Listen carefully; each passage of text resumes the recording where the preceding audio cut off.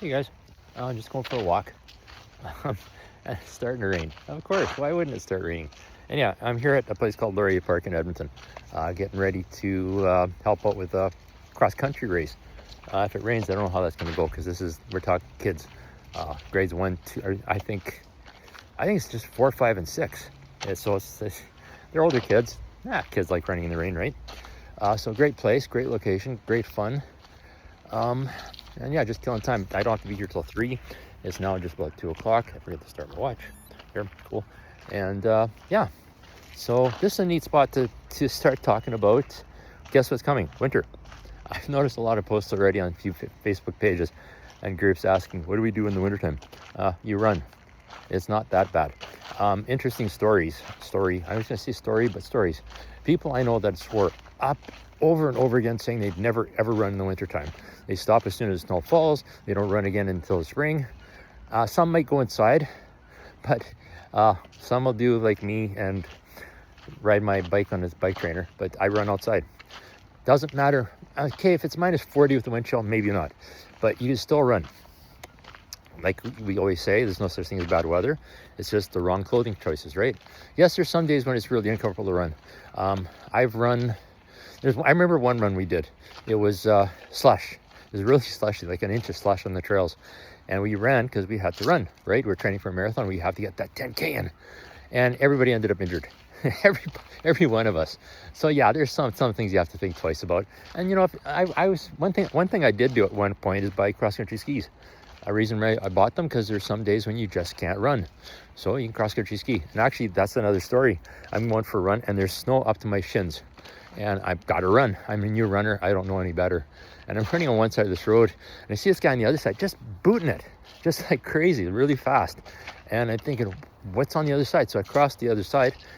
Just as bad, he's in skis. So I went and bought cross-country skis.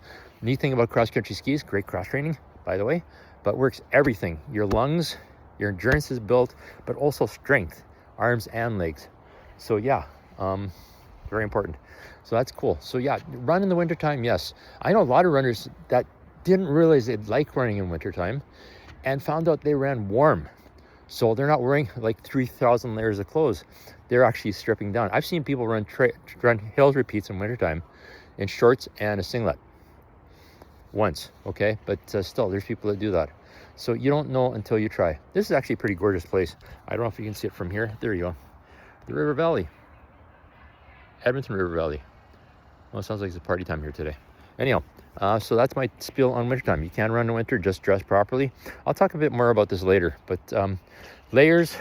Even today, it's only plus, I think, 12. I'm wearing shorts, as you can see there, upside down. Nice legs, huh? But still, as you progress through the wintertime, you realize what you need to wear. I usually start out wearing everything I own. And as you progress, I don't know if you get acclimatized to the weather, but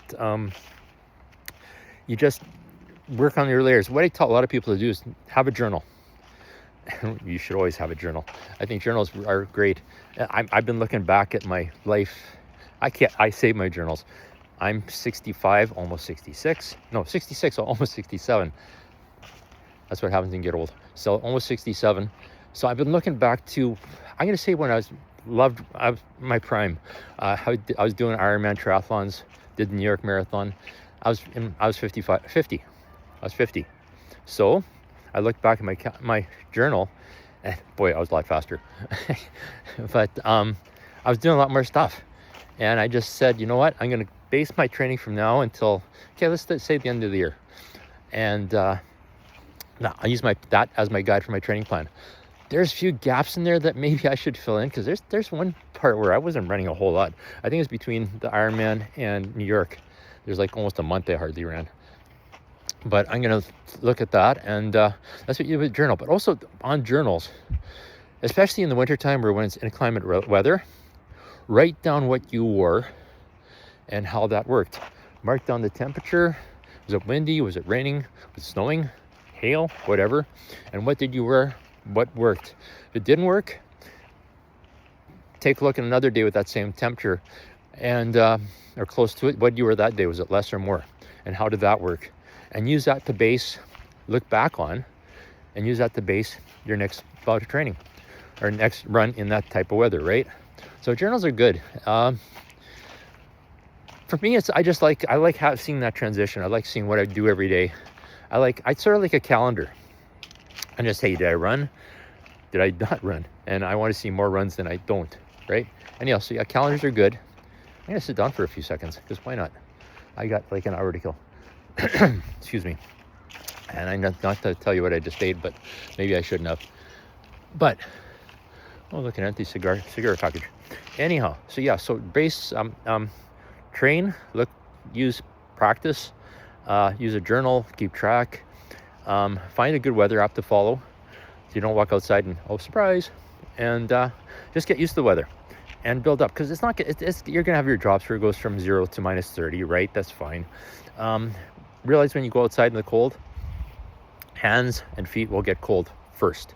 All your innards rush to keep your lungs and your heart warm, right? But as you progress and as everything gets warmer, your hands and feet will warm up. So remember that when you get dressed. I always find that my hands get really, really, really wet. Sweat.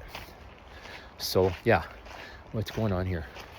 Anyhow, so that's what happens. Your hands and feet will be cold, but they'll warm up quickly. So keep that in mind when you decide what to wear. Make sure what you wear breathes. That's why a lot of winter gear, people try to wear the winter gear for running on a bike. Well, bike's different, right? Bike, yes, you want it to breathe more out your back than out your front, because the wind blows in through your front. If you ever watch Tour de France, you'll see guys stuff newspapers down the front of their jackets and shirts and jerseys. That's to keep the wind from coming in. So remember that. But I'm gonna say for cross-country skiing and running, clothing's the same. Tights, because you warm up quickly when you cross-country ski.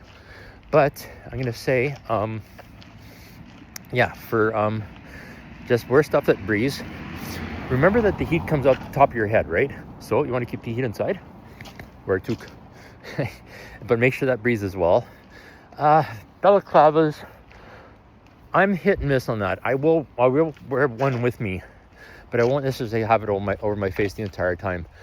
What I do a lot of times is, especially if it's really, really cold, I'll wear a balaclava, usually a headband, and a toque on top of that.